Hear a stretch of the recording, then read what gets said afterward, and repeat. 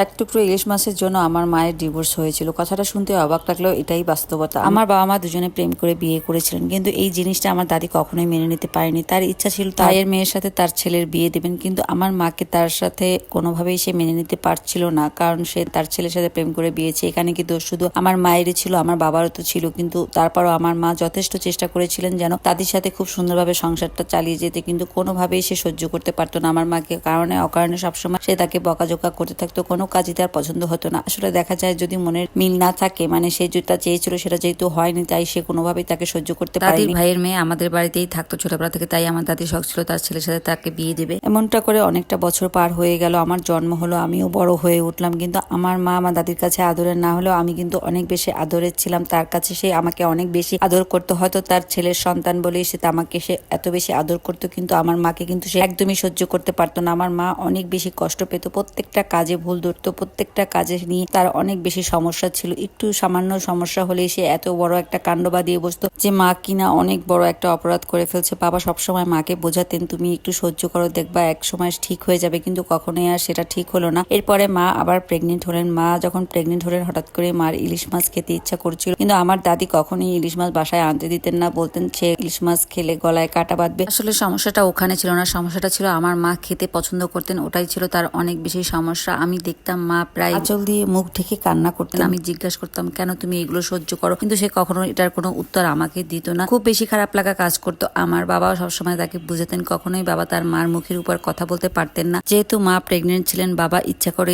একদিন একটা বড় ইলিশ মাছ বাড়িতে নিয়ে আসলেন। কিন্তু সমস্যাটা বাঁধলো সেদিনকে সেই ইলিশ মাছটা নিয়ে। ইলিশ মাছটা রান্না করে মায়া মাছের মাথাটা দিয়ে তারপরে ভাতটা খেয়ে নিয়েছিলেন। দাদি যখন এই জিনিসটা দেখতে পেলেন, তখন সে ভাত খেতে বসেই প্রথমেই বললেন যে ইলিশ মাছের মাথাটা দাও, আমি ভাত খাবো। কিন্তু যেহেতু মা আগে ইলিশ মাছের মাথা দিয়ে ভাতটা খেয়ে নিয়েছে, তাহলে কিভাবে আর দাদিকে ইলিশ মাছের মাথা দিয়ে ভাত দেবে। সে বলেন মা আপনি অন্য একটা পিস খেয়ে না, ইলিশ মাছের মাথাটা তো নেই, আমি খেয়ে ফেলেছি। আর এই শুনে আমার দাদি তো তুল কালাম শুরু করে দিল। সে পুরো ইলিশ মাছ রান্না করা পাতিলটা উঠানে ধরে ফেলে দিল। এই সময় আমার বাবা বাজার থেকে চলে আসলো, আর এসে দেখলো পুরো মাছের কড়াইটা উঠানে গড়াগড়ি খাচ্ছে। এরপরে আমার দাদিকে সে জিজ্ঞাসা করলো কি হয়েছে, এত টাকার মাছ এনেছি কেন, মাছ বাইরে ফেলে দেওয়া হয়েছে। সাথে সাথে দাদির পুরো গ্রুপটা অন্য রূপে ধারণ করলো। সে কথাটা উল্টিয়ে নিল। সে বলল আমি যেহেতু ইলিশ মাছ খেলে গলায় কাটা বাঁধবে, তাই তোর বউ আগেই আমাকে জোর করে ইলিশ মাছ খাওয়াতে চাচ্ছিল, আর আমি যখন খেতে চাচ্ছিলাম না, তাই সাথে সাথে কড়াইটা ধরে উঠানে ফেলে দিয়েছি। এই কথা শুনে তো বাবা পুরো রেগে গেলেন, একদম রেগে মেগে মায়ের গায়ে হাত তোলা শুরু করলেন। এরপর আর আমার মা সহ্য করেননি,